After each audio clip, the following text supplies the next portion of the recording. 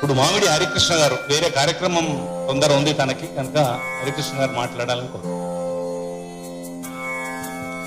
వారం వారం తెలుగు హారం హారం వారం వారం తెలుగు హారం ఈ ఫేస్బుక్ గ్రూపు అలాగే యూట్యూబ్ ఛానల్ 100 వారాలుగా తెలుగు సంస్కృతి, తెలుగు భాష, తెలుగు సాహిత్యం, తెలుగు పండుగలు, తెలుగు జీవన విధానానికి సంబంధించిన అన్ని అంశాలు మొదట విఆర్ ఛానల్ అధినేత వెంకటేశ్వరరావు గారికి ధన్యవాదాలు తెలియజేసుకుంటున్నా.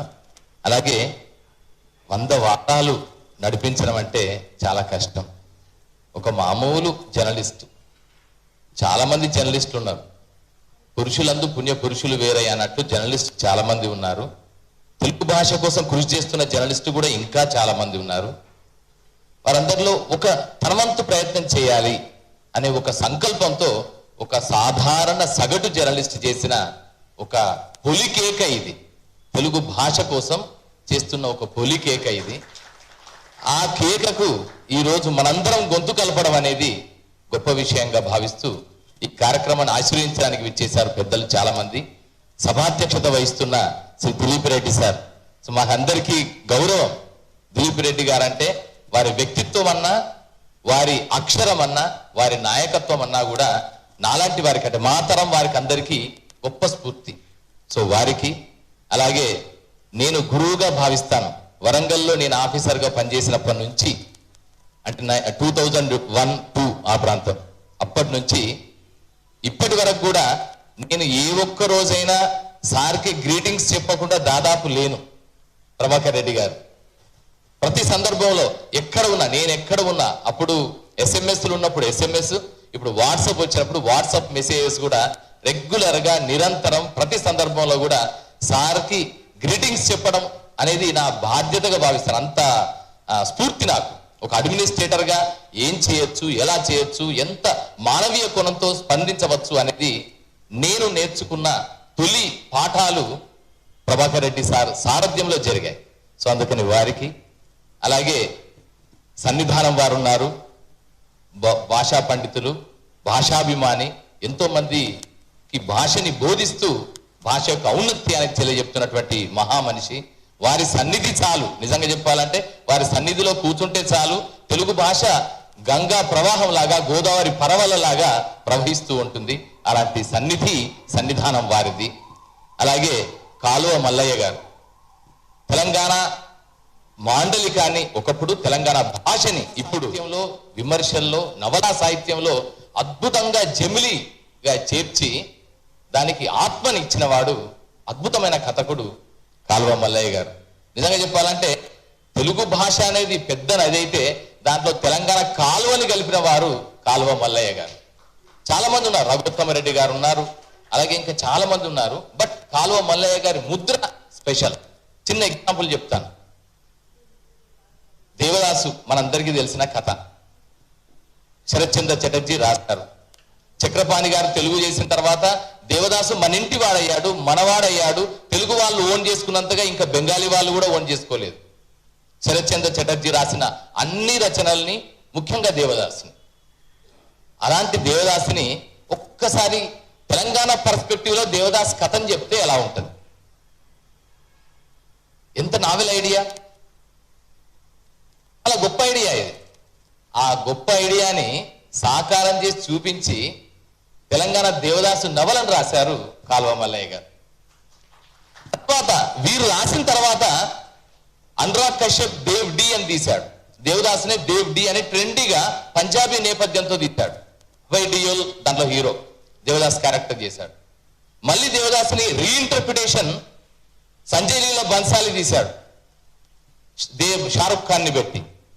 అదే దేవదాస్ కథతో, పేరు చెప్పలేదు కానీ తెలుగులో అర్జున్ రెడ్డి మళ్ళీ వచ్చింది. Same Arjun Reddy cinema is totally Devdas in modern milieu, complete. Last ఒక్కటి క్లైమాక్స్ ఒక్కటే మారుతుంది. దాంట్లో వాళ్ళు విషాదాంతం అయితే ఈయన మళ్ళీ వచ్చేసి ఆమెను మళ్ళీ సుఖాంతం అవుతుంది కథ.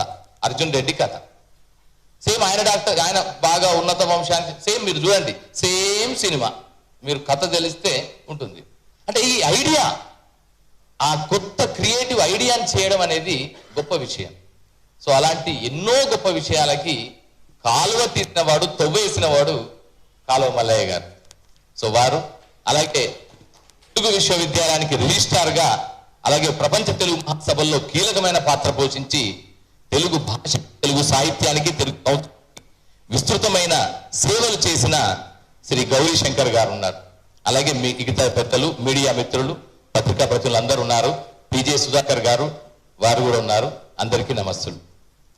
తెలుగు భాషకు సంబంధించి అలాగే ఈ అందరినీ ఆశీర్వదించడానికి వచ్చిన ఒక పెద్ద ఆపన్న హస్తం, అభయ హస్తం ఎవరిదంటే లక్ష్మీ పార్వతి అమ్మగారిది. ఎందుకంటే ఆమె నిలువెత్తు తెలుగుదనం.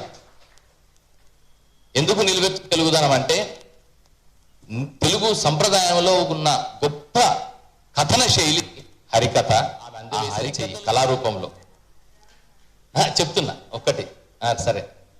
తర్వాత అది రాకపోయినప్పటికీ పరిశోధనలో ఒక అద్భుతమైన శ్రీకారం చుట్టింది. అలాగే తెలుగు జాతికి సంబంధించిన గొప్ప చారిత్రక మలుపులో కీలకమైన నేతగా వ్యవహరించారు. ఇప్పుడు తెలుగు అకాడమీకి అధ్యక్షులుగా వ్యవహరిస్తూ తెలుగు భాషా వ్యాప్తి కోసం తనదైన ముద్రను వేయడం కోసం ప్రయత్నిస్తున్నారు. అన్నిటినీ మించి మంచి మానవతామూర్తి, మంచి సాహిత్యాభిమాని వారు. సో అలాంటి లక్ష్మీపార్వతి గారు మనందరినీ ఆశ్రయించడానికి, ముఖ్యంగా తెలుగు భాషని వ్యాప్తం చేయాలి, తెలుగు భాషని కాపాడుకోవాలని ప్రయత్నం చేస్తున్న ప్రతి ఒక్కరిని సపోర్ట్ చేయడానికి ఇక్కడ విచ్చేసినందుకు వారికి నమస్సులు, ధన్యవాదాలు. తెలుగు భాష ఒక్క తెలుగు భాషే కాదు సార్, మాతృభాష విషయానికి వస్తే ఇక్కడ కొన్ని విషయాలు నేను సూటిగా చెప్తాను, కానీ మనం అంగీకరించగలగాలి. ఫైలాలజిస్టులు, లింగ్విస్టులు, ఎటిమాలజిస్టులు, నోమ్ చాంస్కీ నుంచి మొదలుకొని సిపి బ్రౌన్ ముందు నోమ్ చాంస్కీలు, కాల్డ్వెల్లు, వీళ్ళందరూ కూడా లాంగ్వేజెస్ మీద, ముఖ్యంగా తెలుగు లాంగ్వేజ్ మీద విస్తృతంగా పరిశోధన చేశారు. నోమ్ చాంస్కీ అయితే ఆల్ ఓవర్ ది వరల్డ్ అసలు భాష అనే ఒక అంశాన్ని పెట్టుకొని గ్లోబలైజేషన్ ఎలా జరుగుతోంది, దాని వెనుకున్న మెకానిజం ఏంటి, మార్కెట్ కంట్రీస్, మార్కెట్ ఎకానమీస్ భాషని ఏ విధంగా డామినేట్ చేస్తూ తమ సంస్కృతిని వ్యాప్తి చేయడం కోసం ప్రయత్నం చేస్తాయి అనే విషయాలను చాలా విస్పష్టంగా, విశుద్ధంగా, విశ్లేషణాత్మకంగా, సాధికారికంగా ఎన్నో రాశారు. ఇంతకుముందే దిలీప్ రెడ్డి సార్ చాలా అద్భుతంగా చెప్పారు యునైటెడ్ నేషన్స్ వాళ్ళు ఏం చెప్తున్నారు, ఎలాంటి ఆందోళన వ్యక్తం చేస్తున్నారని. అయితే ఒక్కటి ఏంటంటే నేను అందరికీ విన్నవించుకునే విషయం ఏంటంటే, ఫస్ట్ ఆఫ్ ఆల్ మనం మన ఈ వీటిని కొంచెం మన సెట్ డెఫినిషన్స్ ని కొంచెం బ్రేక్ చేయాలి సార్. ఫస్ట్ సెట్ డెఫినిషన్స్ ఏంటంటే తెలుగు భాష గొప్పది, ఇది సెట్ డెఫినిషన్. మళ్ళీ ఎప్పుడు చెప్పినా మనం శ్రీకృష్ణదేవరాయలు చెప్పిన దాన్నే తెలుగు భాష దేశ భాషలందు లెస్స. ఓకే, డన్, ఒప్పుకుందాం. ఇటాలియన్ ఆఫ్ ది ఈస్ట్ ఒప్పుకుందాం ఖచ్చితంగా. కానీ అట్ ద సేమ్ టైం ఎవరి భాష వాళ్ళకు గొప్పది కదా. కేవలం 96 మంది మాత్రమే మాట్లాడే జరవా భాష అండమాన్ లో ఉంది, ఇప్పుడు అంతరించిపోయే దశలో ఉంది. యునైటెడ్ నేషన్స్ వాళ్ళు వేసే ఆరెంజ్ బుక్ లో that was mention. Orange book అంటారు అంతరించిపోతున్న భాషల లిస్ట్ ని ఎవ్రీ ఇయర్ ఆరెంజ్ బుక్ అనే దాంట్లో యునైటెడ్ నేషన్స్ వాళ్ళు దాన్ని డిక్లేర్ చేస్తుంటారు. వారికి అది మాతృభాష, మనకది పరాయి భాష కావచ్చు, కానీ వారికి అది మాతృభాష. కోయి భాష ఉంది, గోండు భాష ఉంది, తులు ఉంది, కొన్నింటికైతే అసలు లిపి లేని భాషలు, వందలాది భాషలు భారతదేశంలో ఉన్నాయి. అయితే ఇక్కడ నా చిన్న రిక్వెస్ట్ ఏంటంటే, అభిమానం కంటే భాషా డైవర్సిటీని యాక్సెప్ట్ చేస్తే బాగుంటుందేమో అనిపిస్తుంది. భాషాభిమానం ఉండాల్సిందే ఖచ్చితంగా. మనము కళ్ళు తెరిచిన తర్వాత మనము మన చెవుల నిండా విన్న తొలి పదం ఏదైతుందో అదే మన మాతృభాష. అమ్మ దగ్గర నుంచి విన్నదే కదా, అదే మాతృభాష. మాతృభాష అంటే ఏంటంటే మనము సెన్సెస్, మన పంచేంద్రియాలు జ్ఞాన దశలోకి వచ్చిన తర్వాత మొదటిసారి విన్న పదాలు ఏ భాషకి చెందితే అదే మన మాతృభాష. మరి అలాంటప్పుడు ఇంగ్లీష్ వాడికి మాతృభాష కదా, ఫ్రెంచ్ వాడికి మాతృభాష కదా, జర్మన్ వాడికి మాతృభాష కదా. సో ఇలా ఎవరికి వారి మాతృభాష ఉన్నప్పుడు మనం భాషలో ఉండే లాంగ్వేజ్ లింగ్విస్టిక్ డైవర్సిటీని యాక్సెప్ట్ చేస్తే దాంట్లో వైవిధ్యతని గమనించగలుగుతాం, దాని వైవిధ్యతని మనం ఆహ్వానించగలుగుతాం, మన దాన్ని కూడా మనం కీర్తించుకోగలుగుతాం అనేది నా చిన్న రిక్వెస్ట్. ఇది ఈ విధంగా ఆలోచించాలి ఒకటి. రెండవది ఏంటంటే తెలుగు భాష చాలా మంది చెప్తున్న మాట ఏంటంటే, పెద్దలందరూ కూడా చెప్తున్నది, తెలుగు భాష అంతరించిపోయే ప్రమాదం ఉందా? అస్సలు అంతరించిపోదు సార్. ఎందుకు అంతరించిపోదు అనడానికి నేను మంచి సోపపత్తికంగా సోదాహరణంగా కొన్ని విషయాలని పెద్దల దృష్టికి తీసుకురాదలుచుకున్నాను. Every sunset is a sunrise on the other side of the world. అరే మనకి ఇక్కడ సన్ రైజ్ అయింది, కానీ అక్కడ సన్సెట్ అయింది. ప్రపంచానికి మరోవైపున ప్రపంచానికి మరోవైపున సన్సెట్ అయింది, మన దగ్గర ఇక్కడ సన్ రైజ్ అయింది. ఇది ప్రాకృతిక ధర్మం. ఈ ప్రాకృతిక ధర్మం అన్ని విషయాల్లో జరుగుతుంది అని అనిపిస్తుంది. ఎందుకంటే ప్రకృతి గొప్పది. ఎక్కడైతే వినాశనం జరుగుతుందో అక్కడ దానికి కాంట్రరీగా ఒక నిర్మాణ క్రియని కూడా మొదలెడుతుంది. కాబట్టి కొత్త రూపంలో మొదలెట్టచ్చు. ఒకసారి పరిణామం చూద్దాం. మనం మొదట్లో ఒక 1000 ఏళ్ల క్రితం పంపన కాలంలో ఉన్న పదాలతో తెలుగు భాష ఇప్పుడుందా? నన్నయ్య రాసిన శ్రీమదాంధ్ర మహాభారతంలో ఉండే భాష ఇప్పుడుందా? లేదా శ్రీశ్రీ రాసిన భాష, ఇక్కడికో ఎందుకు మనం 20th సెంచరీకి వద్దాం. శ్రీశ్రీ రాసిన భాషలో ఉండే వచన కవిత్వం ఇప్పుడు వస్తుందా? మార్పులు వచ్చాయి. పరిణామం ఇది. భాష జీవనది. అది ఎప్పుడు సరస్సు కాదు, కొలను కాదు. కొలను అయితే ఎప్పటికీ అందులోనే ఉంటుంది, అక్కడక్కడే ఉంటుంది. కానీ జీవనది కనుక నిరంతరం ప్రవహిస్తూ ఉంటుంది. కాన్స్టాంట్ ఫ్లక్స్ అది. ఆ ప్రవహిస్తున్న క్రమంలో తనలో ఎన్నెన్నో అంశాలను కలుపుకుంటూ పోతుంది. దాంట్లో రాళ్ళుంటాయి, రప్పలుంటాయి, మంచి ద్రాక్ష పళ్ళు ఏదో గుత్తులు పడితే అందులో కలుస్తాయి. ఇంకా తేనెలు, జుంటి తేనెలు కూడా పైనుంచి ఏమైనా పడితే నీళ్ళలో కలిసి ఆ తేనెతో కలిసి రసాలు ఊరుకుంటూ వెళ్ళిపోతుంది. ఇంకా ఏవేవో జరుగుతుంటాయి. సో అలాగే ఇది జరుగుతుంది. అయితే ఒక్కటి ఏంటంటే, మన భాషా పండితులు అందరూ చేస్తున్న ఒక కామెంట్, జనరల్ కామెంట్ ఏంటంటే, తెలుగు భాష పోతుందేమో, ఇంగ్లీష్ భాష వచ్చి డామినేట్ చేసింది అని. ఇప్పుడు అనివార్య స్థితికి వచ్చింది. ఇప్పటి నుంచి కాదు, బ్రిటిష్ వాళ్ళు వచ్చినప్పటి నుంచి 1835లో మెకాలే మినిట్స్ అనేది ఎస్టాబ్లిష్ చేసినప్పటి నుంచి అప్పటి వరకు, అంతకుముందు సాంస్క్రిట్, అరబిక్ అండ్ పర్షియన్ అనేది భారతదేశంలో గొప్ప లాంగ్వేజెస్ గా కీర్తించబడితే, దాని స్థానంలో ఇంగ్లీష్ వచ్చిన తర్వాత, ఇంగ్లీష్ అంతా విస్తరించిన తర్వాత, ఇక ఇంగ్లీష్ అనేది అనివార్యం అయిపోయిన తర్వాత ఇప్పుడు మనని అది గ్లోబల్ కి వెళ్ళడానికి అది ఒక టికెట్ గా కూడా మారిపోయింది. Positive point of English language కూడా ఉంది మనకి. లేకపోతే ప్రపంచంలో ఇప్పుడు జరుగుతున్న ప్రతి ఆవిష్కరణ వెనుక ఒక తెలుగువాడు ఉంటున్నాడు అని గర్వంగా చెప్పుకుంటున్నామంటే only because the ticket that is English. ఆ టికెట్ కనుక లేకపోతే వీసానే లేదు. ఆ వీసా లేకపోతే ఇదేమీ లేదు. సో అందుకని ఈ పరిణామాలను కూడా గమనిస్తున్న క్రమంలో ఒక్కసారి పెద్దలందరికీ విన్నపం ఏంటంటే, ఇంగ్లీష్లో ఎవ్రీ ఇయర్ దాదాపు ఒక 500 పదాలు వాళ్ళ ఆక్స్ఫర్డ్ అడ్వాన్స్ లెర్నర్స్ డిక్షనరీలో కానీ, మిగతా వెబ్స్టర్స్ డిక్షనరీలో కానీ 300 నుంచి 500 పదాలు, కొత్త పదాలు, వివిధ భాషలకు సంబంధించిన పదాలని జాయిన్ చేసుకుంటూ న్యూలీ యాడెడ్ వర్డ్స్ అని దానిలో పెట్టుకుంటారు. లిస్ట్ లాస్ట్ లో అపెండిక్స్ లో పెట్టుకుంటారు, అనెక్జర్ అపెండిక్స్ లో పెట్టుకుంటారు. అంటే వాళ్ళు ఏం చేస్తున్నారు చూడండి, ఎంత అద్భుతం చేస్తున్నారు. ఆ కొత్త పదాలు ఏంటారు, మసాలా మనది హిందీ పదం, ఆ హిందీ పదాన్ని వాళ్ళు యాడ్ చేసుకున్నారు. అలాగే బ్యాండికూట్ మనం చెప్పుకుంటాం చాలా, చారియట్, ఇవన్నీ కూడా తెలుగు నుంచి, సాంస్క్రిట్ నుంచి ఇంగ్లీష్లోకి వెళ్ళి ఇంగ్లీష్ పదాలుగా చలామణి అయిపోతున్న పదాలు కూడా ఉన్నాయి. చాలా ఉన్నాయి అలాంటి పదాలు. భాషాంతరీకరణం జరుగుతుంది. ఉర్దూ పదాలు ఎన్ని లేవు తెలుగులో, మస్తున్నాయి ఉర్దూ పదాలు. దీనికి సంబంధించి ఒక చిన్న ఉదాహరణ చెప్తాను. ఒక మిత్రుడు ఎక్కడో, అంటే తెలంగాణ ఉద్యమం నేపథ్యంలో తెలుగు భాష, తెలుగు సంస్కృతికి సంబంధించి తెలంగాణ గురించి చర్చ జరుగుతున్న క్రమంలో ఒక మాట అన్నారు. అక్కడ జయశంకర్ సార్ ఉన్నారు. మీది కొంచెం అంటే తౌరక్యాంధ్రము, తెలుగు మాట్లాడతారు కానీ తెలంగాణ ప్రాంతం వాళ్ళంతా కొంచెం తౌరక్యాంధ్రం అంటే తురుక అంటే టర్కిష్ తెలుగు మాట్లాడతారు అనేది వాళ్ళు చెప్పిన చిన్న మాట. అయితే సరే అని నవ్వి, ఆయన చాలా మంచి మేధావి, మంచి పండితుడు, నవ్వి ఆ రోజు టకివన్ పేపర్ తీసుకుంటే ఆ రోజు ఈనాడు పేపర్ కనిపించింది. అక్కడ ఈనాడు పేపర్లో చూసరికి ఒక టైటిల్, హెడ్ ఏముందంటే, రాజమండ్రి జైలు నుంచి 12 మంది ఖైదీల పరారి.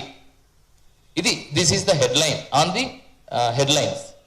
ఉండగానే టకిమన్ చూసి, అయ్యా మీరు తెలుగు అన్నారు కదా, ఒక్కసారి ఈ వాక్యం చదవండి. వాక్యం చదవాలి. ఏముంది, రాజమండ్రి జైలు నుంచి 12 మంది, దీంట్లో ఏముంది అన్న. ఏముంది అంటే, చూడండి, రాజమండ్రి తప్ప ఒక్కటి తెలుగు కాదు ఇది అన్నాడు. రాజమండ్రి ఒక్క పదం తప్ప ఇంకేది తెలుగు కాదు. కానీ మనం తెలుగుీకరించుకున్నాం, అంటే మనదిగా చేసుకున్నాం దాన్ని. అంటే మనది అంటే మనం ఓన్ చేసుకున్నాము, మనలోకి ఇంబైవ్ అయిపోయింది. It has become a part and parcel our own life style, our own language, our own practice అనేది ఉర్దూ పదమే. ఖైదీ అనేది ఉర్దూ పదమే. ఫరార్ అనేది పరారీ అయిపోయింది తెలుగులో. అంటే మనం కొంచెం దాన్ని మార్చుకున్నాం. భాషాంతరీకరణ జరుగుతున్న క్రమంలో చివరి అక్షరాలని ఫరార్ అన్నదాన్ని పరారీగా మార్చుకున్నాం. తారీఖులు, దస్తావేజులు ఇవి కాబోయి చరిత్రకు అర్థం శ్రీశ్రీ చెప్పాడు. తారీఖ్ అనేది ఉర్దూ పదం. ఇట్లా ఉర్దూకి తెలుగుకి మధ్య జరిగిన భాషాంతరీకరణ గమనిస్తే అసలు అనూహ్యంగా ఉంటుంది, అద్భుతంగా ఉంటుంది, గమ్మత్తుగా ఉంటుంది. అది పెద్ద పేచీలు చేశారు దాని మీద. సో భాష అనేది నిరంతరం నిలిచేది కాదు సార్, అది క్రమంగా జరుగుతూ ఉంటుంది. ఇప్పుడు మన తెలుగులోనే ఇంగ్లీష్ పదాలు ఎన్ని వచ్చి జాయిన్ కాలేదు ఇప్పుడు. సో ఇదే సేమ్ ఇంగ్లీష్లో జరిగింది, జరుగుతోంది, నిరంతరం జరుగుతోంది. అది ఆ నిరంతరం జరుగుతున్న ప్రక్రియని గొప్పగా ఏం చేశారంటే వాళ్ళు లాస్ట్ లో అపెండిక్స్ లో వేసుకుంటున్నారు. ఇది మేము ఈ సంవత్సరం గుర్తించిన కొత్త పదాలు, ఇంగ్లీష్ భాషలోకి చేర్చుకున్న కొత్త పదాలు. మరి తెలుగులో ఆ ప్రయత్నం జరుగుతోందా? ఇతర భాషల నుంచి వచ్చిన పదాలను మేము చేర్చుకున్నాం, సంపన్నం అవుతుంది కదా, ఇట్ విల్ ఎన్రిచ్. భాష అనేది సుసంపన్నం అవుతుంది, కొత్త పదాలు వస్తాయి, కొత్త పదాలతో కొత్త అభివ్యక్తులు వస్తాయి, కొత్త అనుభూతులు వస్తాయి. ఒకటి చిన్న ఉదాహరణ చెప్తే, నేను ఎన్ నెంబర్ ఆఫ్ పోయమ్స్ ని ఇంగ్లీష్ నుంచి తెలుగులో ట్రాన్స్లేట్ చేశాను. చాలా ఇంగ్లీష్, ఏంటంటే నా నోబెల్ లారియట్స్ అందరికి కూడా చాలా మంది చేశారు. ఎక్కడి నుంచి నెగ్గు మెఫోజ్ నుంచి మొదలుకుని Wole Soyinka, Pablo Neruda and Octavio Paz, Tomas Transtromer. So వీళ్ళందరి పోయమ్స్ కూడా తెలుగులో నేను ట్రాన్స్లేట్ చేశాను. అలాగే తెలుగు పోయమ్స్ ని, తెలంగాణ మూవ్మెంట్ టైంలో ఇంగ్లీష్ లో ట్రాన్స్లేట్ చేశాను. ఎందుకంటే తెలంగాణ గోస ఏందో మిగతా ప్రపంచానికి తెలియాలి. ఎందుకు చేస్తాను వీళ్ళు ఇంతగానం పోరాటాలు, ఇంత ఆత్మత్యాగాలు చేస్తాను, బలిదానాలు ఎందుకు చేస్తున్నారు తెలియాలంటే నువ్వు ఇక్కడ రాసుకుంటే కాదు, ప్రపంచంలో వాళ్ళకి చెప్పాలని ఇంగ్లీష్ లో ట్రాన్స్లేట్ చేశాను. ఇంగ్లీష్ లో ట్రాన్స్లేట్ చేసినప్పుడు నాకు ఒక పెద్ద ప్రాబ్లం ఏమైందంటే, గోస ఒక సింపుల్ పదం గోస. ఈ గోస అనేదానికి సమానార్థకమైన ఇంగ్లీష్ వెతకడం అనేది నాకు చాలా కష్టం అయిపోయింది. మనం అనుకుంటాం పెయిన్ ఆర్ ఎగోనీ పెట్టుకుంటాం, ఎంతైనా ఇంకా తక్కువ అనిపిస్తుంది నాకు. ఎందుకు తక్కువ అనిపిస్తా అంటే, గోస అనే పదం చుట్టూ ఎన్నెన్నో అనుభూతులు ఉన్నాయి. ఒక్క బాధ మాత్రమే లేదు, ఒక దుఃఖం మాత్రమే లేదు, ఒక విషాదం మాత్రమే లేదు, ఒక తండ్లాట మాత్రమే లేదు, ఇంకెన్నో కలిసిన పదం, ఆ భావం అంతా ఆ ఒక్క పదంలో ఉంది. సో ఇన్ని పదాలను మనం ట్రాన్స్లేట్ చేస్తున్నప్పుడు దొరుకుతున్నాయా అంటే దొరకట్లేదు. అలాంటప్పుడు యాజ్ ఇట్ ఈజ్ అదే పదం తీసుకుంటే తప్పేంటి?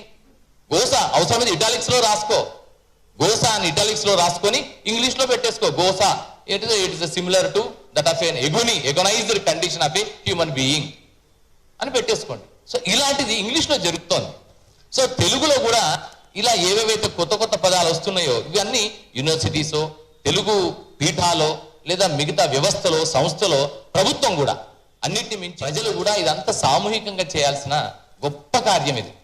సో అందుకని ఇవి చేసుకుంటే బాగుంటుంది అనేది ఒకటి చిన్న సూచన మనందరికీ కూడా, మాకు కూడా. మేము చేస్తున్నాం, ఆ ప్రయత్నం మేము చేస్తున్నాం.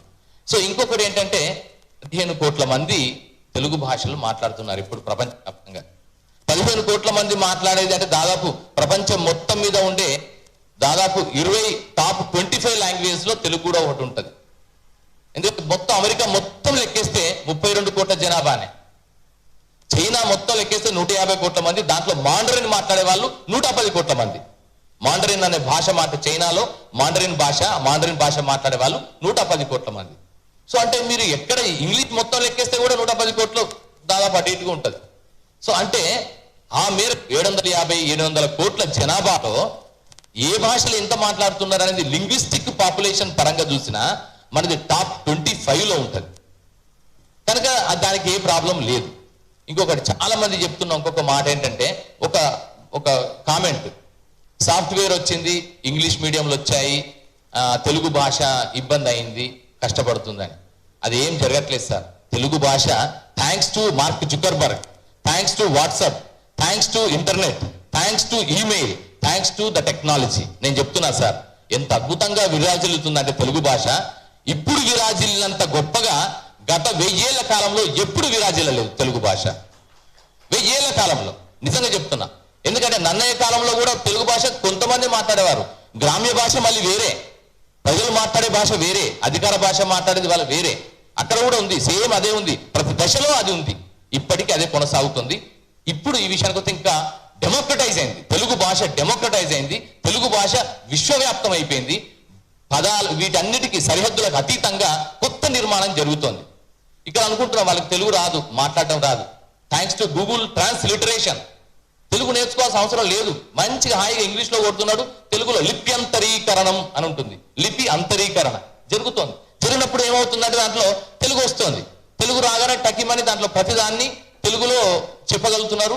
వాల్యూమ్స్ గా రాస్తున్నారు. బ్లాగ్స్ లో, వెబ్సైట్స్ లో వాళ్ళ సొంత వెబ్సైట్స్ పెట్టుకున్నారు. తెలుగు భాష గురించి, పండుగల గురించి, సాహిత్యం గురించి, జీవన విధానాల గురించి, అన్నిటి గురించి కూడా చక్కగా రాసుకుంటున్నారు. వాటన్నిటిని ఇప్పుడు ఫేస్బుక్ లోనే ఇది ఒక గ్రూప్, వారం వారం తెలుగు హారం ఒక గ్రూప్.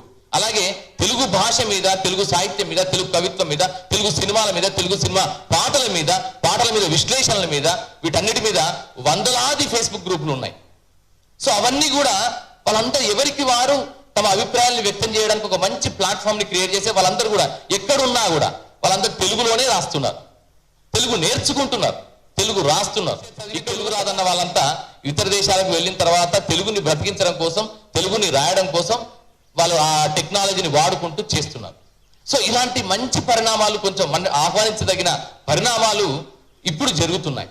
సో ఈ జరుగుతున్న క్రమంలో తెలుగు భాష, తెలుగు సంస్కృతి, తెలుగు జీవన విధానం, తెలుగు సంస్కృతికి, తెలుగు పండుగలకు సంబంధించిన ప్రతి అంశం ఎప్పుడు కూడా నిరంతరం చైతన్యవంతంగా ఉంటుందనే ఒక నమ్మకాన్ని, ఒక ఆశని మాత్రం అద్భుతంగా కలిగిస్తున్నాయని అనిపిస్తుంది. ఆ క్రమంలో వారం వారం తెలుగు హారం కూడా తనదైన స్థాయిలో ఉర్జాభక్తిగా ఇంతకుముందు దిలీప్ రెడ్డి సార్ అన్నారు. సరే, వారి ప్రయత్నం వారు చేస్తున్నారు, మన ప్రయత్నం మనం చేస్తున్నాం. మిగతా సంస్థలు అన్ని కూడా ప్రయత్నం చేయాలి. అన్నిటినీ మించి పేరెంట్స్, తల్లిదండ్రుల యొక్క, ప్రజల యొక్క ఆలోచన కొంచెం మారితే బాగుంటుంది అనేది ఒక రిక్వెస్ట్ సార్. ఎందుకంటే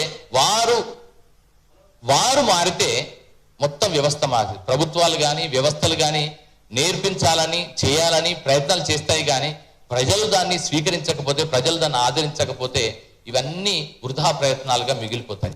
పుస్తకాలు వేస్తాం, లేదా ప్రచారం చేస్తాం, ఇవన్నీ చేస్తాం. కానీ ప్రజలు స్వీకరించినప్పుడు మాత్రమే, ప్రజలు భాగస్వామ్యం ఉన్నప్పుడు మాత్రమే ఏదైనా విజయం సాధిస్తుంది అనేది చరిత్ర చెప్తున్నది, మన అనుభవంలో ఉన్నది కూడా.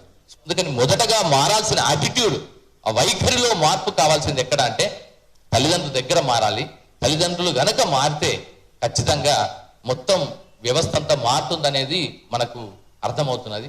సో వారి అందరిలో కూడా ఒక చైతన్యం తీసుకురావడానికి వారం వారం తెలుగు హారం చర్చలు చేసింది. ఈ అంశం పైన కూడా వారు చర్చలు చేశారు, వెంకటేశ్వరరావు గారు. సో ఆ చర్చలు కూడా వాటన్నిటిని వెలుగులో తీసుకొని పెద్దలందరూ కూడా ఒక మంచి కార్యాచరణ ప్రణాళిక రూపొందిస్తే, ప్రభుత్వ పరంగా కానీ, వ్యవస్థ పరంగా కానీ అందరం సహకరిస్తే తెలుగు భాష మరింత జాజ్వల్యమానంగా వెళ్తుంది. తెలుగు పండుగలు, తెలుగు సాహిత్యం, తెలుగు కవిత్వం, తెలుగు జీవన విధానం, తెలుగు కట్టు బొట్టు, ఆచారాలు, సంప్రదాయాలు, వ్యవహారాలు అన్ని కూడా మరింత విస్తృతం చేస్తాయనేది నా నమ్మకం. అందరికీ ధన్యవాదాలు తీసుకుంటూ శుభాకాంక్షలు. ధన్యవాదాలు హరికృష్ణ గారికి. భాషలో ఆదాన ప్రదానాల నుంచి జర్నలిజం వృత్తికి కూడా చురకలు అంటించిన నామ్స్ కామ్స్కి దాకా చాలా చాలా విషయాలు మాట్లాడారు.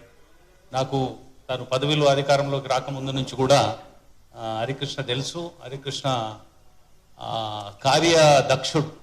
కార్యదక్షుడు కనుక తాను ప్రజలకు విజ్ఞప్తి చేసినట్టే నేను తనకొక విజ్ఞప్తి ఏం చేస్తానంటే, పెద్దలు గౌరీశంకర్ గారు ఇక్కడ ఉన్నారు, ప్రపంచ తెలుగు మహాసభల వేదికల నుంచి చాలా చాలా హామీలు ప్రజలకు దొరికినాయి భాష వికాసానికి ప్రభుత్వం వైపు నుంచి. ప్రభుత్వంలో కూడా, ఎందుకంటే మీరు అన్ని చాలా విషయాల్లో పార్టిసిపేట్ చేస్తున్నారు వేదికల నుంచి, అనేక విషయాలు, అన్ని విషయాల్లో సమగ్రమైన లోతైన అవగాహన లేకపోయినా మీరు వాటిలో సూక్ష్మాన్ని గ్రహించగలరు. వేమన చెప్పినట్టు అనుగాని చోట అధికులమన రాదు, కొంచెం ఉండుటెల్ల కొదువ కాదు, కొండ అద్దమందు కొంచెమై ఉండదా విశ్వదాభిరామ వినురవే. అట్లా మీరు అద్దంలో దిగిన కొండ లాంటి వాళ్ళు కనుక by using your good office, we request that this state government should stand for the commitments what they assured. అట్లాంటి చేస్తే భాష ఇంకా వికాసం చెందడానికి. అది మీరు అన్న పాయింట్, ఎట్లాగూ దెర్ ఈస్ ఎ డిస్ప్యూట్ ఉంటుందని, కొంతమంది ఉండదు దానికి. ఎందుకంటే కొత్త తరాలలో ఎవరు తెలుగు చదవట్లేదు. నా పిల్లల్లో 2 పిల్లలు, ఒకరికి తెలుగు చదవడం రాదు, ఒకరికి తెలుగులో వచ్చు. వాళ్ళ పిల్లల్లో నేను అనుకుంటే డెఫినెట్గా అవుట్ ఆఫ్ 4-5 ఒకరికి 2 కూడా తెలుగు వస్తుందో రాదో. ఇట్లా మనం if we multiply this for the entire society, ఆ ప్రమాదం ఒకటి ఉంటుంది. మీరు అన్నట్టు ఉండదు అంటే గర్వించే వాళ్ళు, సంతోషించే వాళ్ళల్లో మనమే ఫ్రంట్ లైన్లో ఉంటాం. మీకు మరో